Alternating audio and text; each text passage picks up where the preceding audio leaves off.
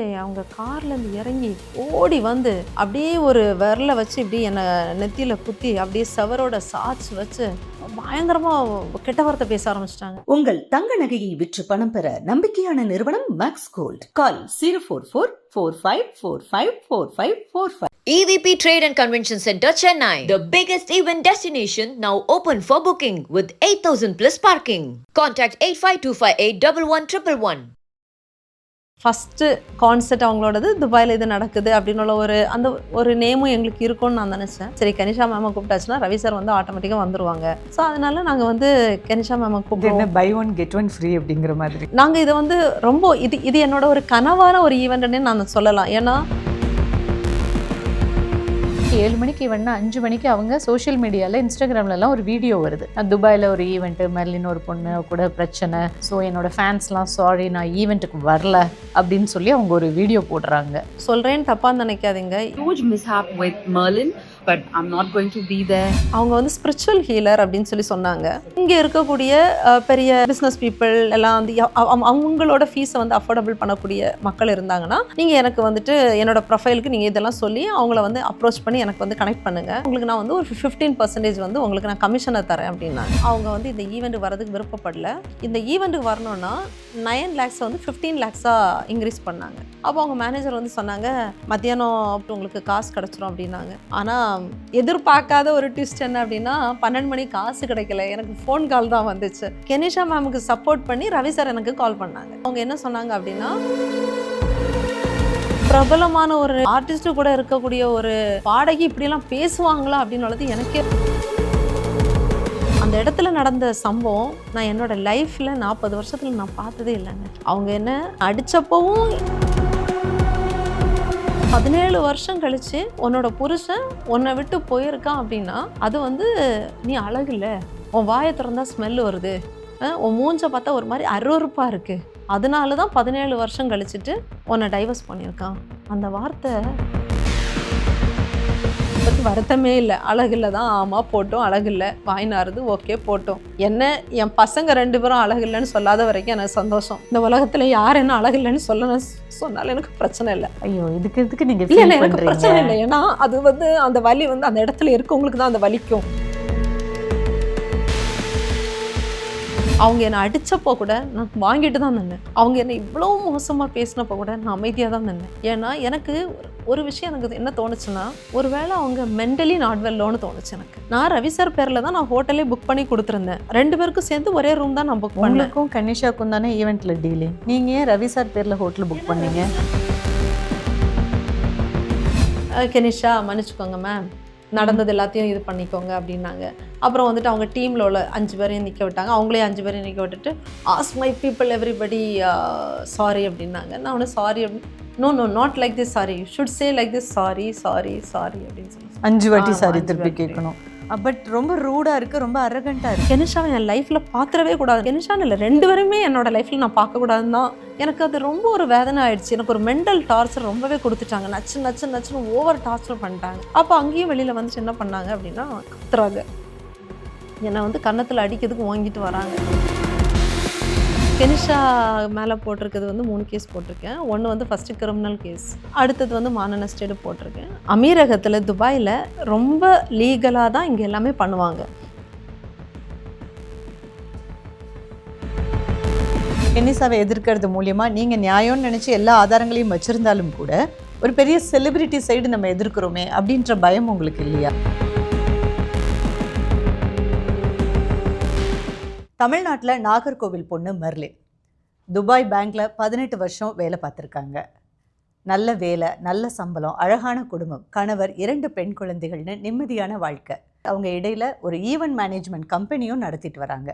Corona டைமில் 4-5 பெண்களாக சேர்ந்து துபாயில் ஆரம்பித்த ஒரு அசோசியேஷன் அதுக்கப்புறமா ஒரு ஈவெண்ட் மேனேஜ்மெண்ட் கம்பெனியாக மாறுது மெர்லினோட முயற்சியால். இடையில் தோழியாக வந்த ஒரு பெண்ணால் வாழ்க்கையிலையும் ஏகப்பட்ட பிரச்சனைகள். ஸோ அதனால் 17 வருஷ தாம்பத்திய வாழ்க்கையை உடைஞ்சு அவங்களுக்கு விவாகரத்தாகுது. ஒரு பக்கம் பர்சனலாக நிறைய பிரச்சனைகளை ஃபேஸ் பண்ணாலும் இன்னொரு பக்கம் ஈவெண்ட் மேனேஜ்மெண்ட் கம்பெனியை ரொம்ப அழகாக நடத்தணும்னு நிறைய ஈவெண்ட்ஸ் பண்ணுறாங்க. ஆனால் குடும்ப பிரச்சனையினால் பேங்க் வேலையை விட்டுடுறாங்க. இப்போ இருக்கிறது மெர்லினுக்கு ஈவெண்ட் மேனேஜ்மெண்ட் கம்பெனி பிஸ்னஸ் மட்டும்தான். அப்படி ஈவெண்ட் நடத்தும் போது ஒரு ஈவெண்ட்டுக்காக சிங்கர் கெனிஷாவை தமிழ்நாட்டிலிருந்து துபாய்க்கு அழைச்சிட்டு வராங்க. அந்த ஈவெண்ட்ல கெனிஷாக்கும் மெர்லினுக்கும் நிறைய பிரச்சனைகள். இதுல கெனிஷா மெர்லினை அடிக்க வந்தாங்க, நிறைய கெட்ட வார்த்தைகள்ல திட்டுனாங்க அப்படின்னு சொல்லி மெர்லின் அமீரக நீதிமன்றத்துல கெனிஷா மேல வழக்கு தொடுத்தாங்க.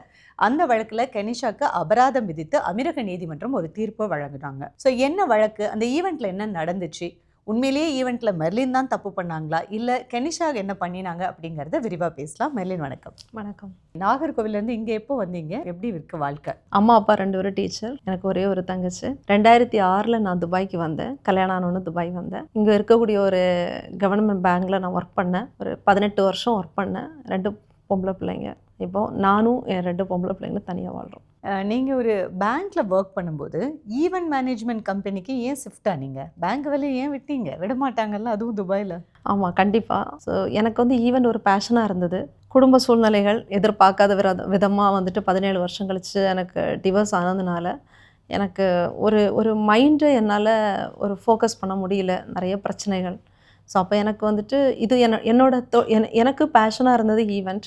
ஸோ அதனால் எனக்கு பிடிச்ச ஒரு இதுலேயே நான் என்ன பிஸியாக ஆக்கிட்டேன்னா என்னால் வந்து அதுலேருந்து மீண்டு வெளியில் வர முடியும் அப்படின்னு உள்ளதுனால இதை நான் ஃபோக்கஸ் பண்ண ஆரம்பிச்சிட்டேன். கோவிட் டைமில் வந்துட்டு எல்லாருக்கும் ஒரு டிரான்ஸ்ஃபர்மேஷன் இருந்தது. அந்த டைம் வந்து ஒர்க் ஃப்ரம் ஹோம். அப்போது நாங்கள் 4 ஃப்ரெண்ட்ஸ் நாங்கள் சேர்ந்து ஒரு சின்ன ஒரு லேடிஸ் அசோசியேஷன் மாதிரி தொடங்கினோம். ஸோ எங்களுக்கு ரொம்ப இன்ட்ரெஸ்டிங்காக இருந்தது, ரொம்ப பிடிச்சிருந்துச்சு. ஸோ ஷார்ட் டைமில் இப்போ நாங்கள் வந்துட்டு 4500 தமிழ் லேடிஸ் அமீரகத்தில் உள்ள பெண்களாக அந்த குரூப்பில் இருக்கோம். கிட்டத்தட்ட 2.5 வருஷமாக நாங்கள் வந்து 80+ ஈவெண்ட் நாங்கள் பண்ணியிருக்கோம். ஸோ எந்த ஈவெண்ட்டும் இதுவரை வந்து நாங்கள் வந்து என்ட்ரி ஃபீஸ்ன்னு சொல்லி மக்கள்கிட்ட காசு வாங்கினதே இல்லை. வித் ஒன்லி த ஸ்பான்சர் ஈவெண்ட்டாக தான் பண்ணியிருக்கோம். ஸோ அது ஒரு பேஷன் ப்ளஸ் அதுதான் என்னோட ஒரு ஃபோக்கஸான ஒரு பிஸ்னஸாக பண்ணிகிட்ருக்கேன். 17 வருஷம் சந்தோஷமான ஒரு தாம்பத்திய வாழ்க்கை அப்படிங்கும்போது அது ஏன் டைவர்ஸில் முடிஞ்சதுன்னு தெரிஞ்சுக்கலாமா? என்னால் இப்போ எப்படி சொல்லணும்னு தெரியல. எதிர்பார்க்காத ஒரு சூழ்நிலைகள், அதிகமாக எல்லாரையும் நம்பினதாக கூட இருக்கலாம், ஃப்ரெண்ட்ஸுக்கு நிறைய இடம் கொடுத்ததாக கூட இருக்கலாம். இப்போ சிங்கர் கெனிஷா உங்களுக்கு எப்படி அறிமுகமானாங்க? அவங்கள எப்படி நீங்கள் ஈவெண்ட்டுக்கு கூப்பிடணும்னு நினச்சிங்க? எப்போவுமே நாங்கள் ஒரு கண்டென்ட்டை கொடுத்துருவோம். இதுதான் எங்களோட ஈவெண்ட் டைட்டில் அப்படின்னா இந்த ஈவெண்ட்டுக்கு யார் கரெக்டாக இருக்கும், பர்ஃபெக்டாக இருக்கும் அப்படின்னு உள்ளது நிறைய பண்ணுவாங்க. ஸோ பொதுவாக வந்து பார்த்திங்க அப்படின்னா எங்களோட ஈவெண்ட்டில் வந்து பிஆர்ஓஸ், மேனேஜர்ஸ், ஃப்ரெண்ட்ஸ் அந்த மாதிரி எல்லாரையும் நாங்கள் வந்து டிஸ்கஸ் பண்ணி நாங்கள் கேட்க ஆரம்பித்தோம். கேட்கும்போது எங்களுக்கு வந்துட்டு ரவிமோகன் சாரை அப்ரோச் பண்ணணும்னு தோணுச்சு. ஸோ அதனால் நாங்கள் கேட்டோம். அப்போ என்ன சொன்னாங்க அப்படின்னா எங்களோட ஈவெண்ட் வந்து செப்டம்பர் 13 ஸோ ரவி சாருக்கும் அந்த டைமில் தான் வந்துட்டு அந்த பர்த்டே வரதுனால ஸோ அவங்க துபாய்க்கு வந்து பர்த்டே செலிப்ரேஷனுக்கு வருவாங்க. ஸோ நீங்கள் கெனிஷா மேமை கூப்பிட்டுட்டீங்க அப்படின்னா ஸோ சாரும் உங்களுக்கு கூட வருவாங்க. ஸோ அதனால் வந்து ஆப்வியஸ்லி எங்களுக்கும் பட்ஜெட் ஸ்ட்ரெயின் இருக்குது. ஸோ வந்து அவ்வளோ பெரிய ஆர்டிஸ்ட்டை கூப்பிட்ற அளவுக்கு எங்கள்கிட்ட பெரிய பட்ஜெட்லாம் இல்லை. ஸோ அதனால் நாங்கள் வந்து கெனிஷா மேமை கூப்பிடுவோம். பை 1 get 1 ஃப்ரீ அப்படிங்கிற மாதிரி ஈவெண்ட் பண்ணுறோம். ஈவெண்ட் பண்ணும்போது எங்கெங்கெல்லாம் எங்களோட பட்ஜெட்டை நாங்கள் கம்மி பண்ணி ஈவெண்ட்டை எந்த அளவு பிரமாண்டமாக நல்லா பண்ணலான்னு தானே நாங்கள் நினைப்போம். ஸோ அதனால் நாங்கள் நினச்சோம் சரி கெனிஷா மேமை கூப்பிட்டாச்சுன்னா ரவி சார் வந்து ஆட்டோமேட்டிக்காக வந்துடுவாங்க. ஸோ ப்ளஸ் வந்து மற்ற பெரிய செலிப்ரிட்டிஸ் வேறையும் நாங்கள் கூப்பிட்ருந்தோம். ஸோ எல்லாமே ஒரு கம்பைண்டாக நாங்கள் இதை வந்து ரொம்ப இது என்னோட ஒரு கனவான ஒரு ஈவெண்ட்டுன்னே நான் சொல்லலாம். ஏன்னா எப்போவுமே வராத ஒரு ஆர்டிஸ்ட் அந்த மாதிரி நாங்கள் கூப்பிட்ருந்தோம். ஸோ ஒன்லி ஆர்டிஸ்ட்னு இல்லாமல் ஆர்டிஸ்ட்டும் நல்ல ஆர்டிஸ்ட்டு ப்ளஸ் வந்து அதில் வந்தக்கூடிய பர்ஃபார்மன்ஸ் பண்ணக்கூடியவங்க, ஆங்கர்ஸ் பண்ணக்கூடிய எல்லாருமே வந்து ஒரு நல்ல ஒரு பாசிட்டிவ் வைபை எங்களுக்கு ரொம்பவே தந்துச்சு. ஸோ அதனால் இது ஒரு கனவாக நல்லா இருக்கும் அப்படின்னு சொல்லிட்டு தான் நாங்கள் அவங்கள அப்ரோச் பண்ணோம். ஸோ அக்செப்ட் பண்ணோன்னே எங்களுக்கு ஹாப்பியாக இருந்துச்சு. உங்களோட ஈவெண்ட்டுக்கு இப்போ கெனிஷா வந்து பாட வர்றாங்க அப்படின்னா ஒரு டீல் இருக்கும். பேமெண்ட், ஃபெசிலிட்டிஸ், நீங்கள் என்னென்ன பெனிஃபிட்ஸ் கொடுக்குறீங்க அப்படின்ற அந்த டீல் அண்ட் அக்ரிமெண்ட்ஸ் பற்றி சொல்லுங்கள். எப்போவுமே எந்த ஆர்டிஸ்ட் வந்தாலும் நாங்கள் ஒரு அக்ரிமெண்ட் போடுறது வழக்கம். காரணம் அமீரகத்தில் துபாயில் எல்லாமே வந்து ரொம்ப லீகலாக தான் இங்கே எல்லாமே பண்ணுவாங்க. எதுவுமே தவறுகள் இங்கே நடக்காது. ஸோ அதனால் வந்துட்டு நாங்கள் எந்த ஒரு ஆர்டிஸ்ட்டும் நாங்கள் இங்கே கூட்டிகிட்டு வரும்போது நாங்கள் கிவ் அண்ட் டேக் மாதிரி தான் நினைப்போம். ஸோ அவங்க இங்கே எப்படி வராங்களோ அதே மாதிரி அவங்களும் சாட்டிஸ்ஃபைடாக நாங்கள் போனோம். ஸோ அதனால் நாங்கள் ஒரு மிஸ்கம்யூனிகேஷன் எங்கேயும் இடையில வரக்கூடாதுன்னு உள்ளதுனால நாங்கள் ஒரு ப்ராப்பரான ஒரு அக்ரிமெண்ட் போட்டு தான் நம்ம வந்து பண்ணுவோம். ஸோ அவங்கக்கிட்ட பேசும்போது அவங்க எங்ககிட்ட 9 lakhs அவங்களோட ரெமுனரேஷன் கேட்டிருந்தாங்க. ஸோ 9 lakhs ரெமுனரேஷன் ப்ளஸ் வந்து அவங்களுக்கு பிஸ்னஸ் கிளாஸ் டிக்கெட்டு ப்ளஸ் வந்து அவங்களோட சிங்கர்ஸ் 5 பேருக்கு வந்துட்டு எக்கனாமி டிக்கெட் ப்ளஸ் அவங்க மேனேஜருக்கு ஒரு எக்கனாமி டிக்கெட் ப்ளஸ் வந்து ஆமாம் ஹோட்டல் அக்காமடேஷன், அப்புறம் ஃபுட் டிரான்ஸ்போர்ட்டேஷன், லோக்கல் டிரான்ஸ்போர்ட்டேஷன் எல்லாமே நம்ம தான் பார்த்துக்கணும். இது நாங்கள் வந்து அவங்களுக்கு நாங்கள் கொடுத்த ஒரு அக்ரிமெண்ட்டு. ஸோ அவங்களும் அக்ரி பண்ணாங்க, நாங்களும் அக்ரி பண்ணோம். அது ப்ராப்பராக அக்ரிமெண்ட்டு வந்து நானும் சைன் பண்ணியிருந்தேன். ஏன்னா அந்த ஈவென்ட் கம்பெனியோட ஓனர் நான் தான். ஸோ அதனால் நானும் சைன் பண்ணியிருந்தேன். ப்ளஸ் வந்து மேமும் சைன் பண்ணியிருந்தாங்க. ஸோ சைன் பண்ணி எனக்கு வந்து அக்ரிமெண்ட் ரிசீவ் ஆன உடனே நாங்கள் என்ன பண்ணோம், பேசினது படி வந்துட்டு 50% வந்துட்டு அட்வான்ஸ் அமௌண்ட் வந்து நாங்கள் ரிலீஸ் பண்ணிட்டோம். ஸோ அவங்களும் அதை வந்து ரிசீவ் பண்ணிட்டாங்க. ஸோ ஆக்சுவலி வந்து பேலன்ஸ் 50% வந்து ஈவெண்ட் அன்னைக்கு காலையில் அதுக்கு முன்னாடி கொடுக்குறது மாதிரி தான் as per the agreement. So அந்த மாதிரி சைன் பண்ணோன்னா போஸ்டர் போட்டோம். எவ்வளோ பணம் ஃபர்ஸ்ட் பே பண்ணியிருந்தீங்க? 9 லட்சம் பேசியிருந்தோம், 4 lakhs பே பண்ணோம். பட் நீங்கள் உங்களுக்கு பிஸ்னஸ் கிளாஸ் ஃப்ளைட் டிக்கெட்லேருந்து மொத்தம் 7 பேருக்கு ஃப்ளைட் டிக்கெட்டே ஆமாம் ஆமாம் இல்லையா? ஆமாம். ப்ளஸ் அவங்களுக்கு இங்கே 5 ஸ்டார் ஹோட்டல் ஸ்டே அப்படின்னு பார்க்கும்போது மொத்தமாக கெனிஷா இங்கே வந்து ஈவெண்ட்டில் பாடுறதுக்கு நீங்கள் செலவு பண்ண தொகைன்றது மொத்தமாக எவ்வளோ? அவங்களுக்கு செலவு பண்ண தொகையை விட நான் இழந்த தொகை தான் அதிகம். அவங்களுக்கு வந்து நான் செலவு பண்ணது வந்து பார்த்தீங்கன்னா அவங்களோட ரெமுனரேஷன், டிக்கெட்ஸ், ஹோட்டல் எல்லாம் சேர்ந்தே வந்து பார்த்தீங்கன்னா ஆல்மோஸ்ட் 40 லட்சம். அவ்வளோ வருமா? ஆமாம். என்ன ஆச்சுன்னா அவங்களுக்கு நான் 9 பே பண்ணேன். அப்புறம் வந்து டிக்கெட் வந்து அவங்களோட சிங்கர்ஸுக்கு வந்து போட சொல்லுவாங்க, கேன்சல் பண்ண சொல்லுவாங்க. ஸோ அந்த மாதிரி அவங்க டிமாண்ட் பண்ண இடத்துல தான் போட வேண்டிய ஒரு சூழ்நிலைகள் வந்தது. டிக்கெட்ஸ் அந்த டைமில் வந்து ரொம்ப காஸ்ட்லியாக இருந்துச்சு. ஏன்னா எப்போவுமே வந்து ஜூலை, ஆகஸ்ட், செப்டம்பர் அந்த டைம் வந்து சீசன் டைம். ஏன்னா இங்கே வந்து துபாயில் வந்து பார்த்திங்க அப்படின்னா ஜூலை, ஆகஸ்ட் வந்து வெக்கேஷன் டைம். ஸோ பசங்களுக்கு எல்லாருக்கும் வந்து கம்ப்ளீட்டாக வந்து வெக்கேஷன் விட்டுறதுனால எல்லோரும் போயிடுவாங்க. ஸோ வந்து செப்டம்பர் ஃபஸ்ட் வீக்கில் வந்து ஸ்கூல் ஆரம்பிப்பாங்க. ஸோ அங்கேருந்து வரும்போது டிக்கெட்ஸ் வந்து அந்த பீக் டைம் அந்த டைம் வந்து. ஸோ அதனால் டிக்கெட்ஸ் ரேட் வந்து ரொம்ப ஹை. ப்ளஸ் வந்து ஆப்வியஸ்லி 5 ஸ்டார் ஹோட்டல் எல்லாருக்குமே. இப்போ கெனிஷாக்கு பேமெண்ட் 9 lakhsனாலுமே அவங்க டோட்டலாக அவங்க டீமுக்கு மட்டுமே நீங்கள் மொத்தமாக செலவு பண்ண தொகை 40 lakhs. ஆமாம் ஆமாம். ஒரு ஈவெண்ட் நடத்தும் போது இவ்வளோ ஆமாம் ஆமாம் கண்டிப்பாக. அது போக அவங்க வந்து பண்ணுறது கான்செர்ட் ஆனதுனால அவங்களுக்குன்னு ஒரு இது கொடுப்பாங்க, ஒரு எக்யூப்மெண்ட்ஸோட டீட்டெயில்ஸ். ஸோ அந்த எக்யூப்மெண்ட்ஸே அவங்கள்ட்ட பயங்கரமான டிமாண்ட்ஸ் இருந்தது. ஸோ உங்கள் ஈவெண்ட் என்னைக்கு நீங்கள் கெனிஷாவை ஃபர்ஸ்ட் எப்போ பார்த்தீங்க? ஈவெண்ட் வந்து செப்டம்பர் 13 2025. நான் வந்து அவங்களுக்கு ஆகஸ்ட் மாதம் 9 அந்த டைமில் வந்து நான் சைன் பண்ணேன் அக்ரிமெண்ட்டு. சைன் பண்ணி நான் அவங்களுக்கு காசு அட்வான்ஸ் பே பண்ணேன். ஆனால் அவங்கக்கிட்ட நான் பேசலை ஃபோனில். ஏன்னா அவங்களோட மேனேஜர் தான் வந்துட்டு ஹேண்டில் பண்ணாங்க. ஸோ அவங்கக்கிட்ட நான் பேசணும் அப்படின்னு நான் சொன்னப்போ அவங்க சொன்னாங்க, உங்களுக்கு ஒரு சர்ப்ரைஸ் இருக்குது, மேம் வந்து அவங்களோட பர்சனல் ட்ரிப்புக்காக வந்துட்டு துபாய் வந்திருக்காங்க அப்படின்னு. ஸோ சரி ஓகே நம்ம நேராகவே பார்த்து பேசிடலாம் அப்படின்னு நினச்சேன். அப்போ இங்கே வந்து அவங்க ஆகஸ்ட் 10 மாதிரி வந்திருந்தாங்க.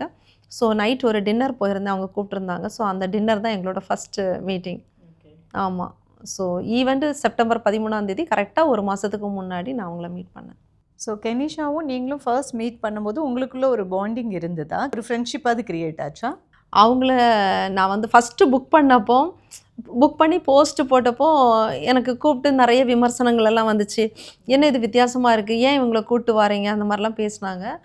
பட் ஆனால் எனக்கு வந்துட்டு நானும் ஒரு பொண்ணு, அவங்க ஒரு பொண்ணு, அவங்களோட பர்சனல் ப்ராப்ளம் எனக்கு தேவையில்லை. சரி எனக்கு சப்போர்ட் பண்ணணுன்னு தோணுச்சு. ஃபஸ்ட்டு கான்செர்ட் அவங்களோடது துபாயில் இது நடக்குது அப்படின்னு அந்த ஒரு நேமும் எங்களுக்கு இருக்கும்னு நான் நினச்சேன். அதே மாதிரி அந்த டின்னரில் நான் வந்து முதல்ல மீட் பண்ணப்போ அவங்க ரொம்ப ஃப்ரெண்ட்லியாக இருந்தாங்க. ஒரு ஷார்ட் டைமில் வந்து பழகுனது வந்து எனக்கு ஏதோ 10 வருஷம் பழகுன மாதிரி இருந்துச்சு. ஆமாம் ஆமாம். அந்த மாதிரி வந்து ரொம்ப நல்லா பேசினாங்க. ரொம்ப ரொம்ப ஹாப்பியான ஒரு மூடாக தான் இருந்தாங்க. ஆனால் எவ்வளோ ஹாப்பியாக எங்களுக்கு ஃபஸ்ட்டு மீட்டிங்லேயே நாங்கள் வந்து பழகுனோமோ அந்த மீட்டிங்லேயே வந்து ஒரு மிஸ்கம்யூனிகேஷனோட தான் எண்ட் ஆகிடுச்சு. என்னாச்சு? நல்லா தான் பேசிகிட்டு இருந்தாங்க. என்னோடய பர்சனல் ப்ராப்ளம் அவங்க தெரிஞ்சு தான் பேசினாங்களா தெரியாமல் பேசினாங்களான்னு எனக்கு தெரியாது. திடீர்னு அவங்க வந்து என்ன சொன்னாங்க அப்படின்னா, 17 வருஷம் கழிச்சு உங்களோட லைஃப்பில் இப்படி ஒரு சம்பவம் நடந்திருக்கு. அப்போது உங்களோட அக்ரிமெண்ட்டை நான் சைன் பண்ணும்போது எனக்கு வந்து ஒரு ஃபீல் ஆச்சு, உங்களுக்கு நான் வரணும், நான் சப்போர்ட் பண்ணணும் அப்படின்னு தோணுச்சு. அதனால தான் நான் வந்து சைன் பண்ணேன், இல்லைனா நான் இதுக்கு அக்ரி ஒத்துருக்க மாட்டேன் அப்படின்னாங்க. அப்போ ஆல்ரெடி நான் வந்து நொந்து போய் இருக்கேன்.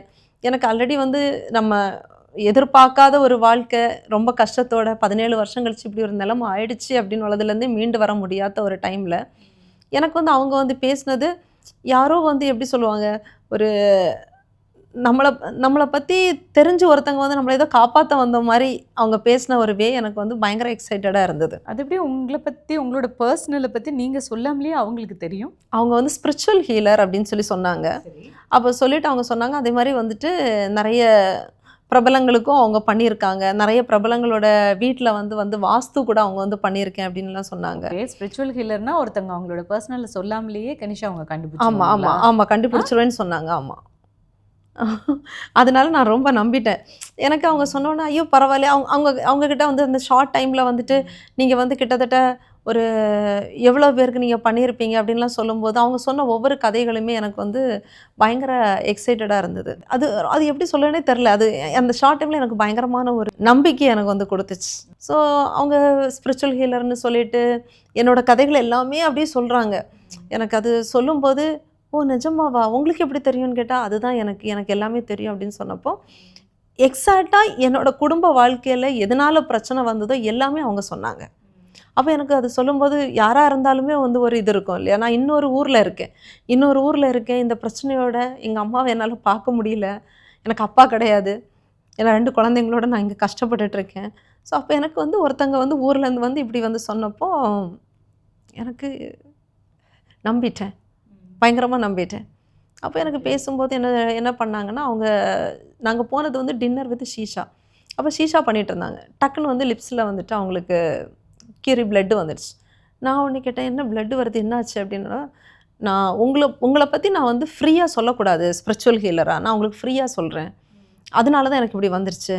அதனால் என்னால் இப்போ சொல்ல முடியாது, காசு வாங்கிட்டு தான் சொல்ல முடியும் அப்படின்னாங்க. நான் என்ன சொன்னேன், சரி ஓகே, அப்போது என்ன பண்ணணும், எனக்கு நீங்கள் சால்வ் பண்ண முடியுமா அப்படின்னு நான் கேட்டேன். உங்களுக்கு ஒரு 3 செஷனில் சால்வ் பண்ணிடலாம். நீங்கள் நாளைக்கு காலையில் என்னை வந்து பாருங்கள். 1,00,000 ரூபா எனக்கு ஃபீஸ் சொன்னாங்க. ஸோ எனக்கு அந்த 1,00,000 ரூபா அந்த டைமில் வந்து பெரிய அமௌண்ட்டாக இருந்தது. 2வது வந்து எனக்கு அந்த ஈவெண்ட் ஃபோக்கஸில் என்னால் வந்து அதுக்கு அடுத்தது வந்து ஒரு சீரியஸ்னஸ்ஸாக அந்த இடத்துலேருந்து எனக்கு வெளியில் எடுத்துகிட்டு போக தோணலை.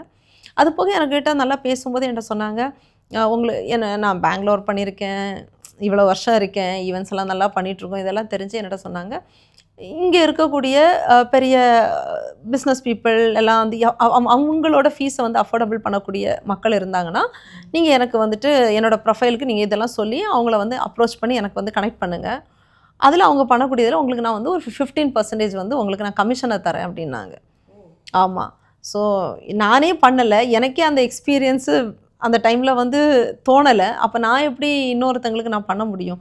ஸோ அவங்க பேசினதை நான் கேட்டுக்கிட்டேன். ஆனால் வந்துட்டு நான் அதுக்கு அடுத்தது எனக்கு வந்து அதை ஒரு என்கரேஜ் பண்ணி நான் அதை கண்டிப்பாக போகலன்னா, கெனிஷா வந்து அவங்க சிங்கர் மட்டும் இல்லை, ஸ்பிரிச்சுவல் ஹீலர். ஆமாம், ஸ்பிரிச்சுவல் ஹீலர். துபாயில் இருக்கக்கூடிய பெரிய பிஸ்னஸ் பீப்புளை வந்து அவங்களுக்கு இன்ட்ரடியூஸ் பண்ணால், அவங்களுக்கு கெனிஷா ஸ்பிரிச்சுவல் ஹீல் பண்ணுறதுக்காக உங்களை கேட்டாங்களா? கேட்டாங்க. அதுக்கு எனக்கு வந்து 15% வந்து கமிஷன் வர தரேன்னு சொன்னாங்க. ஸோ எனக்கு அது அந்த அளவுக்கு பெருசாக தோணலை. ஆனால் என்னோட மைண்டில் வந்து ஓடினது எல்லாமே என்னென்னா, என்னோட வாழ்க்கையை கரெக்டாக இப்படி சொல்லிட்டாங்களே, என்னோட வாழ்க்கையில் வந்து எனக்கு நிறைய பிரச்சனைகள் வந்துச்சு. ஸோ அதில் வந்து நான் பாதிக்கப்பட்ட ஒரு சில பேர்களெல்லாம் அவங்க சொன்னாங்க. எனக்கு வந்து அது தாங்கவே முடியல. என்னென்னா, அந்த பிரபலங்களும் கிடையாது, என் கூட இருந்த என்னோட தோழிகள், அவங்க பேர்லாம் அவங்க சொன்னது வந்து எனக்கு பயங்கர ஷாக்காக இருந்தது. அப்போ நான் திரும்ப திரும்ப கேட்டேன், எப்படி நீங்கள் சொல்கிறீங்க அப்படின்னப்போ, இதுதான் ஸ்பிரிச்சுவல் ஹீலர் அப்படின்னாங்க. ரவி சாருக்கு கூட அவங்க ஸ்பிரிச்சுவலில் தான் வந்து கனெக்ட் ஆனேன்னு என்கிட்ட சொன்னாங்க. அப்படியா? ஆமாம். அதில் ஹீலிங்க்காக போனதில் தான் அவங்க ஃப்ரெண்ட்ஸ் ஆனாங்க அப்படின்னு சொன்னாங்க. அவங்க தான் அவங்கள வந்து ரிகவர் பண்ணதாகவும் எனக்கு சொன்னாங்க. இப்போ செப்டம்பரில் நீங்கள் ஈவெண்ட்டுக்கு அவங்கள கூப்பிட்டீங்க, ஆகஸ்ட்டில் நீங்கள் அவங்கள பார்த்துட்டீங்க. இப்போ ஸ்பிரிச்சுவல் ஹீலிங் உங்களை கூப்பிட்டாங்க, நீங்கள் அதுக்கு வந்து அக்செப்ட் பண்ணலை, உங்களை பல பேர் இன்ட்ரடியூஸ் பண்ண சொன்னாங்க, பண்ணலை, இட்ஸ் ஓகே. அண்ட் தென் ஈவெண்ட்டுக்கு வர விஷயம் அது என்னாச்சு? அதுக்கு முன்னாடி ஒரு பெரிய கதை என்னென்னா, அவங்க அடுத்த நாள் காலையில் என்னை மீட் பண்ண சொல்லிட்டு போயிட்டாங்க. ஸோ எனக்கு வந்து அந்த டைமில் அந்த ஹீலிங்க்கு அங்கே போகிறதுக்கு எனக்கு தோணலை. அதுக்கு காரணம் என்னென்னா, அன்றைக்கி நைட்டு ரொம்ப நாள் கழித்து எனக்கு தூக்கம் வரல. அவங்க என்கிட்ட பேசினது, அவங்க என்னை பற்றி பேசினது எனக்கு எப்படி தோணிகிட்டே இருந்துச்சுன்னா, அவங்க கூடயே இருக்கணும், அவங்கள விட்டு போகவே கூடாது. எனக்கு ஒரு அவங்க தான் எல்லாமே போல், அவங்கக்கிட்ட போனால் எனக்கு எல்லாம் நடக்கும், அந்த மாதிரி உள்ள ஒரு ஃபீல் எனக்கு தந்துகிட்டே இருந்தது நைட்டு. காலையில் என்னமோ தெரியல, எனக்கு அவங்க கூப்பிட்டப்போ எனக்கு போகணுன்னு தோணவே இல்லை. அப்போது எனக்கு வேறு மீட்டிங்ஸ் இருக்குது, என்னால் உங்களை வந்து மீட் பண்ண முடியாது அப்படின்னு சொல்லிட்டு அவங்க 2 தடவை கால் பண்ணப்போ நான் அவாய்ட் பண்ண ஆரம்பித்தேன். ஏன் நைட்டு ஃபுல்லாக அப்படி தோணுச்சுல்ல, அவங்க கூடவே இருக்கணும்? அந்த தோணுனது தான் எனக்கு அடுத்த நாள் பயமாகவும் இருந்துச்சு. 2வது வந்துட்டு நம்ம ஈவெண்ட்டு தானே முதல்ல பேசணும், ஈவெண்ட்டுக்காக பழகும்போது எதுக்கு அவங்களோட பர்சனல் இதுக்குள்ளெல்லாம் நம்ம போக வேண்டாம் அப்படின்னு சொல்லிட்டு நான் நேராக வர முடியாதுன்னு சொல்லாமல், நான் வந்து எனக்கு வேறு மீட்டிங்ஸ் இருக்குது, அதனால் வர முடியாது அப்படின்னு சொல்லிட்டு நான் அவாய்ட் பண்ண ஆரம்பித்தேன். 2 தடவை கூப்பிட்டாங்க. 3வது தடவை சொன்னாங்க, my manager will deal with you அப்படின்னு சொல்லிட்டு ஃபோன்லேயே கொஞ்சம் ரஃபாக தான் பேசினாங்க. பேசிட்டு வச்சுட்டு என் நம்பரை பிளாக் பண்ணிட்டாங்க. அது அவங்க காமனாகவே வந்து ஒருத்தங்க மேலே கோபப்பட்டு அவங்க பிளாக் பண்ணுவாங்க, அன்பிளாக் பண்ணுறது அவங்களோட சின்ன பிள்ளைத்தனமாக தான் பண்ணிட்டு இருப்பாங்க. அந்த எனக்கு தெரிஞ்ச அந்த ஒரு மாதம் ஈவென்ட் பண்ணுறது டைம்லேயே எனக்கு வந்து 3 தடவை என்னை பிளாக் பண்ணி அன்பிளாக் பண்ணிகிட்டே தான் இருந்தாங்க. ஆமாம். ஸோ அந்த ஒரு காமனாக பண்ணுவாங்க. ஸோ எனக்கு 2 நாள் அப்புறம் காண்டாக்டே இல்லை. அப்புறம் நான் என்ன பண்ணேன், அவங்க மேனேஜருக்கு காண்டாக்ட் பண்ணி நான் கேட்டேன், மேம் என்ன ஆச்சு? அவங்க இது சொல்ல, ஓ அப்படியா, நான் கேட்டுட்டு சொல்கிறேன் அப்படின்னாங்க. கேட்டுட்டு என்ன சொன்னாங்கன்னா, அவங்க வந்து இந்த ஈவெண்ட்டுக்கு வரதுக்கு விருப்பப்படல. இந்த ஈவெண்ட்டுக்கு வரணுன்னா 9 lakhs வந்து 15 lakhs இன்க்ரீஸ் பண்ணாங்க. அப்போ நான் சொன்னேன், நான் அக்ரிமெண்ட் ஆல்ரெடி சைன் பண்ணிட்டேன். 9 lakhs சைன் பண்ணி நான் அட்வான்ஸும் கொடுத்து நீங்கள் சைனும் பண்ணிட்டாங்க உங்கள் மேடம். இப்போ அவங்க 15 lakhs கேட்குறாங்கன்னா, என்னால் 15 lakhs கொடுத்து இந்த ஈவெண்ட் பண்ணுற அளவுக்கு எனக்கு அஃபோர்டபுள் இல்லை. ஸோ அதனால் வெரி சாரி, எனக்கு இது வேண்டாம், நான் வேறு சிங்கர்ஸ் நான் பார்த்துக்கிறேன் அப்படின்னு சொல்லிட்டு நான் வந்து என்ன பண்ணிட்டேன், கேன்சல் பண்ண சொன்னேன். அவங்களும் ஓகேன்னு சொல்லிட்டு கேன்சல் பண்ணுறேன்னாங்க. ஸோ ஃபாலோயிங் அடுத்த வாரம் வெள்ளிக்கிழமை வந்து எனக்கு தரேன்னு சொன்னாங்க, நான் கொடுத்த காசை. ஸோ அவங்க அந்த காசு தருவாங்க. ஆமாம், கொடுத்த காசை. ஸோ அதை அவங்க தருவாங்க அப்படின்னு உள்ள ஒரு அந்த மைண்ட் செட்டுக்கு நான் வந்துட்டேன். நான் என்ன பண்ணேன், வேறு பெர்ஃபார்மன்ஸை வந்து நான் புக் பண்ணேன். அதுவும் நல்ல பெரிய பெரிய பெர்ஃபார்மன்ஸ் தான். ஸோ ஓகே, ஹெட்டேக்கே வேண்டாம், ஃபஸ்ட்டு ஸ்டார்டிங்கும் கொஞ்சம் டிஃப்ரெண்ட்டாக இருக்குது, ஸோ அதனால் நம்ம விட்டுறலாம் அப்படின்னு சொல்லிட்டு இருந்தேன். அப்போ அவங்க மேனேஜர் வந்து சொன்னாங்க, மத்தியானம் 12 மணிக்கெல்லாம் வந்துட்டு உங்களுக்கு காசு கிடச்சிரும் அப்படின்னாங்க. ஆனால் எதிர்பார்க்காத ஒரு ட்விஸ்ட் என்ன அப்படின்னா, 12 மணிக்கு காசு கிடைக்கல, எனக்கு ஃபோன் கால் தான் வந்துச்சு. கெனிஷா மேமுக்கு சப்போர்ட் பண்ணி ரவி சார் எனக்கு கால் பண்ணாங்க.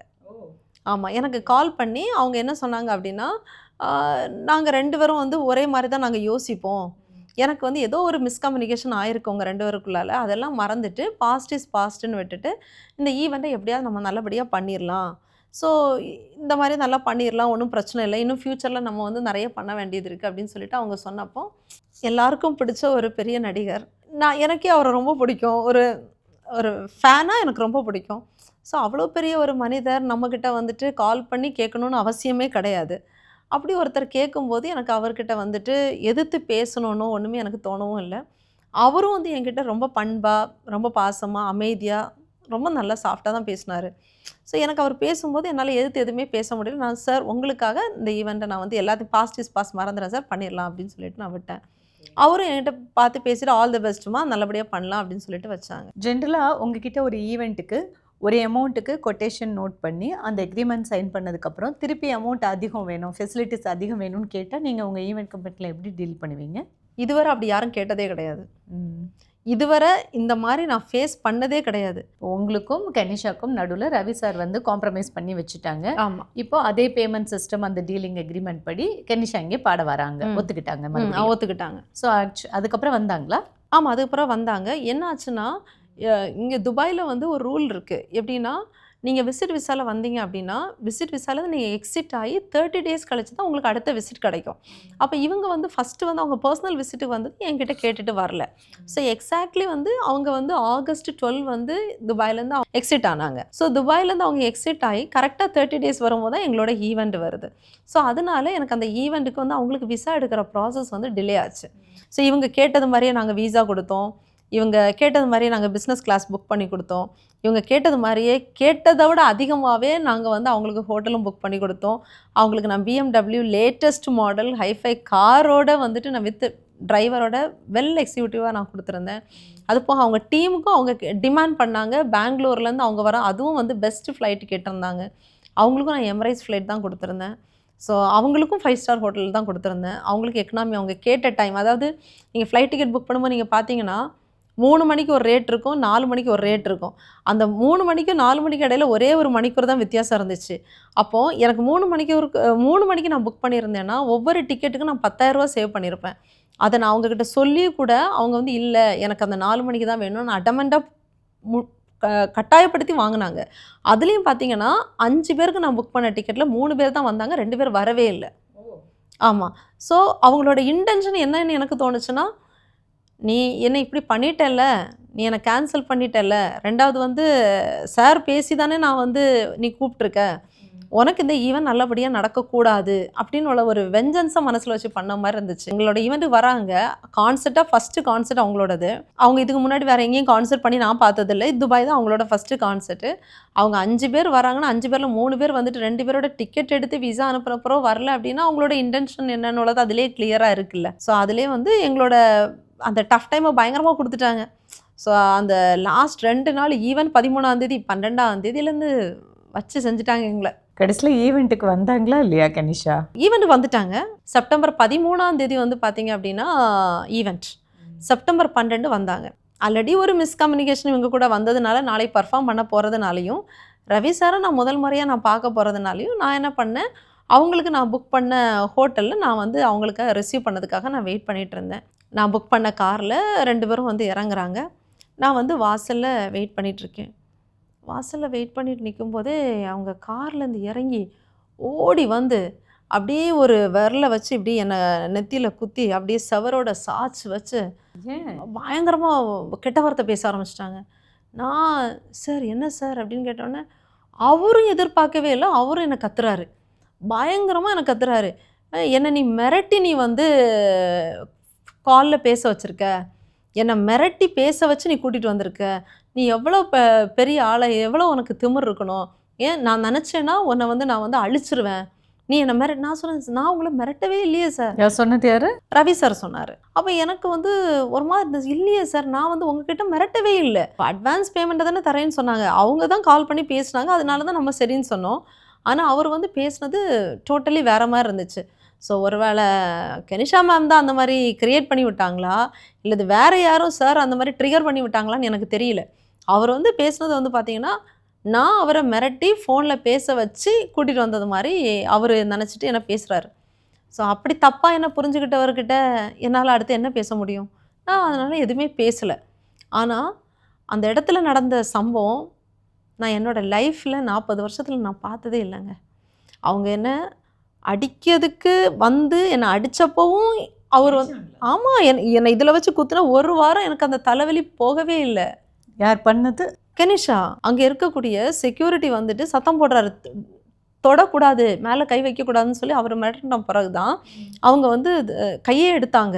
அதுக்கு முன்னாடி அந்த செக்யூரிட்டி வந்து இவங்களை ஸ்டாப் பண்ணதுக்கு முன்னாடி என்ன பண்ணாங்க அப்படின்னா, அந்த மாதிரி பண்ணுறாங்க சார் ஒன்றுமே சொல்லலை, பேசுகிறாங்க கெட்ட வார்த்தை, ரொம்ப மோசமான கெட்ட வார்த்தை. பிரபலமான ஒரு ஆர்டிஸ்ட்டு கூட இருக்கக்கூடிய ஒரு பாடகி இப்படியெல்லாம் பேசுவாங்களா அப்படின்னுள்ளது எனக்கே ரொம்ப ஆச்சரியமாக இருந்துச்சு.